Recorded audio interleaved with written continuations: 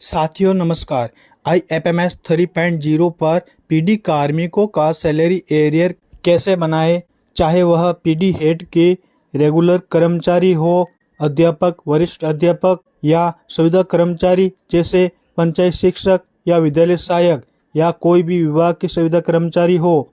हम बात कर रहे हैं कि सैलरी एरियर ऑप्शन के द्वारा सैलरी एरियर बिल बनाने की पूरी प्रोसेस स्टेप बाय स्टेप, जिसमें किसी भी प्रकार का कोई ऑब्जेक्शन नहीं आएगा।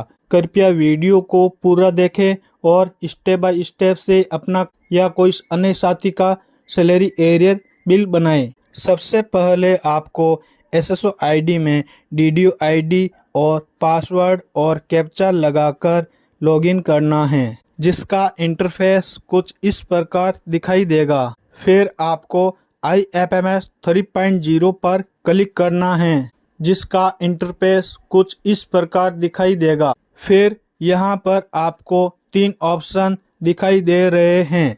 आपको एक्सेस वर्क स्पेस ऑप्शन पर क्लिक करना है। फिर इसके नीचे 3 डेस्क दी हुई हैं, डेस्क 1, डेस्क 2 और डेस्क 3। अब आप पीडी हेड के कार्मिक हो, इसीलिए आपको डेस्क 3 पर क्लिक करना है। फिर आपको सब DDO पर क्लिक करना है, जिसका इंटरफेस कुछ इस प्रकार दिखाई देगा। फिर आपको डिसबर्समेंट इंजन के एम्प्लॉय मैनेजमेंट पर क्लिक करना है, जिसका इंटरफेस कुछ इस प्रकार दिखाई देगा। फिर आपको माई इंफॉर्मेशन के बिल्स पर क्लिक करना है। फिर आपको सैलरी एरियर प्रोसेस पर क्लिक करना है। फिर आपको पे एंटाइटलमेंट हिस्ट्री पर क्लिक करना है, जिसका इंटरफेस कुछ इस प्रकार दिखाई देगा। फिर आपको एम्प्लॉय लिस्ट के ऑल पर क्लिक करना है।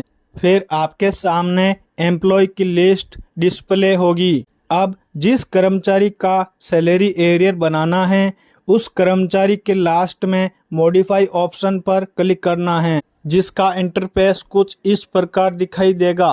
अब आपको प्लस एड पे एंटाइटलमेंट ऑप्शन पर क्लिक करना है, जिसका इंटरफेस कुछ इस तरह होगा। फिर यहाँ पर 3 ऑप्शन दिखाई दे रहे हैं। पहला ऑप्शन गवर्नमेंट एम्प्लॉय, जिसमें रेगुलर कार्मिक होते हैं। दूसरा ऑप्शन सब एम्प्लॉय, इस ऑप्शन में दूसरे विभागों के सुविधा कार्मिक होते हैं। तीसरा ऑप्शन प्री एम्प्लॉय, इस ऑप्शन के द्वारा शिक्षा विभाग के सुविधा कार्मिक होते हैं। अब आपको प्री एम्प्लॉय ऑप्शन पर क्लिक करना है, जिसका इंटरफेस कुछ इस प्रकार दिखाई देगा। फिर आपको रीजन ऑप्शन पर क्लिक करना है। फिर आपको एक लिस्ट दिखाई देगी। अब माउस की सहायता से स्क्रॉल करके अदर चेंजेस रीजन पर क्लिक करना है। फिर आपको अगला option other changes reason order date पर क्लिक करना है। फिर आपको सैलरी एरियर ऑफिस ऑर्डर की तारीख यहाँ पर सेलेक्ट करनी है। फिर आपको other changes reason effective from में वो डेट सेलेक्ट करनी है जहाँ से आपका सैलरी एरियर बिल बनना है। फिर अगले ऑप्शन में आपको अदर चेंजेस रीजन इफेक्टिव 2 में वो डेट सेलेक्ट करनी है जहां तक आपका सैलरी एरियर बनना है। फिर आपको वेव मंथ वाइज डिटेल्स पर क्लिक करना है। फिर आपके सामने मंथ वाइज डिटेल्स डिस्प्ले होगी। फिर आपको फर्स्ट सेलेक्ट पर क्लिक करना है और डे वाइज पर क्लिक करना है। फिर आपको सेकंड सेलेक्ट पर क्लिक करना है और डे वाइज पर क्लिक करना है। फिर आपको थर्ड सेलेक्ट पर क्लिक करना है और डे वाइज पर क्लिक करना है। फिर आपको तीनों मंथ की वैल्यू में दिनों की संख्या लिखनी है और सेव पर क्लिक करना है। फिर आपको अगले ऑप्शन सर्विस कैटेगरी पर क्लिक करना है। फिर आपको दी गई लिस्ट में से जिस कैटेगरी के आप कार्मिक हैं उसके हिसाब से ऑप्शन सेलेक्ट करना है, जैसे सुविधा कर्मचारियों को कॉन्ट्रैक्चुअल पर क्लिक करना है। फिर आपको सब सर्विस कैटेगरी पर क्लिक करना है। अब आप शिक्षा विभाग के सुविधा कार्मिक हैं तो आपको कॉन्ट्रैक्चुअल हायरिंग सर्विस एजुकेशन पर क्लिक करना है। फिर आपको designation as per service cadre पर क्लिक करना है। फिर जो आपकी पोस्ट है उस पर क्लिक करना है, जैसे विद्यालय सहायक। फिर आपको पे कमीशन पर क्लिक करना है। आप सुविधा कर्मचारी हो इसलिए आपको फिक्स्ड पर क्लिक करना है। फिर आपको बेसिक पे पर क्लिक करके वर्तमान में आपकी कितनी बेसिक हैं वो यहाँ पर लिखनी है, जैसे 12,200 रुपये। सुविधा कर्मचारियों को डीए नहीं मिलता है इसीलिए डेयरनेस अलाउंस पर क्लिक करना है। फिर आपको डेयरनेस अलाउंस में 0 इसका मतलब शून्य लिखना है और जस्ट बाद माउस से कहीं और दूसरी जगह पर क्लिक करना होगा। यह कार्य जैसे ही 0 लिखते हैं तो दूसरी जगह पर माउस से क्लिक करना है। फिर आपको गवर्नमेंट क्वार्टर ऑप्शन के नो पर क्लिक करना है। फिर आपको हाउस रेंट अलाउंस पर क्लिक करना है। फिर आपको दी गई लिस्ट में से 0 पर क्लिक करना है।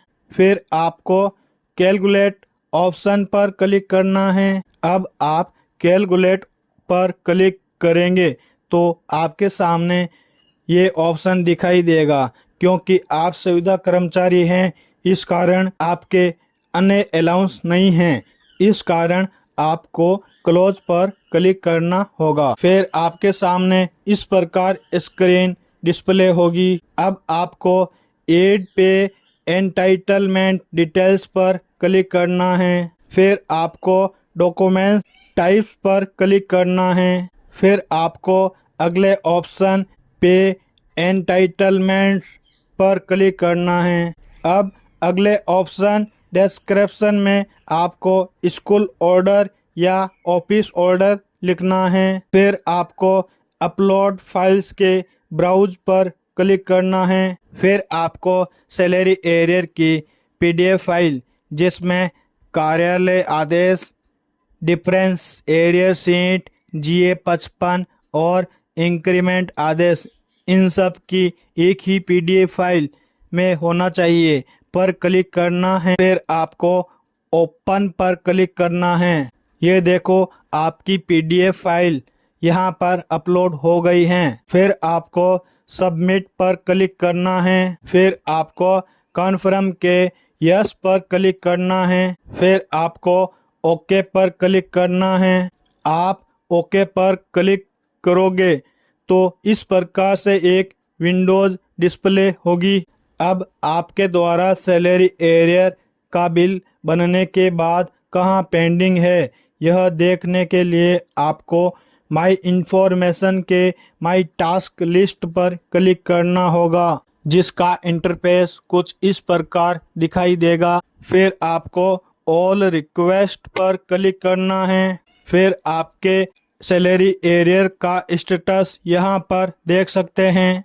अब आपको एक्शन पर क्लिक करना है। यहाँ पर आप देख सकते हैं कि आपके द्वारा बनाया गया सैलरी एरियर सब डीडीओ से सबमिट हो गया, लेकिन डीडीओ सीबीओ ऑफिस में रिक्वेस्ट पेंडिंग है। इस रिक्वेस्ट को अप्रूव करवाने के लिए अब आप यह रिक्वेस्ट को अप्रूव करवाने के लिए आपको अपने क्षेत्र के सीबीओ ऑफिस में फ़ोन करके यह रिक्वेस्ट अप्रूव करवानी है सैलरी एरियर की।